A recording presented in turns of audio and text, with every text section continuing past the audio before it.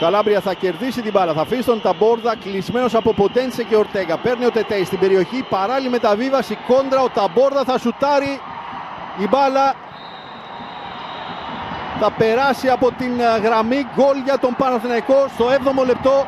Υπάρχει υπόδειξη και offside τελικά από τον βοηθό ή γκολ. Γκολ δείχνει ο Λάμπρεξ. Γκολ λοιπόν με τον Ταμπόρδα. Σήκωσε το σημειάκι ο βοηθός σε αυτήν την φάση που θα ξαναδούμε. Με την οριακή θέση του Τετέι, στο βάθος ήταν ο Κωστίνια. Οι κόντρες ευνόησαν τον Αργεντίνο που πέρασε την μπάλα κάτω από τα πόδια του Τζολάκη. Δοκίμασε να σώσει την κατάσταση εκεί ο Κωστίνια και η μπάλα έχει περάσει την γραμμή. Ενώ θα δούμε και το ημιαυτόματο offside πριν δώσουμε το λόγο στον Δημήτρη Σπηλιόπουλο για την θέση του Ταμπόρδα σε σχέση με αυτήν του Κωστίνια που ήταν στο βάθος.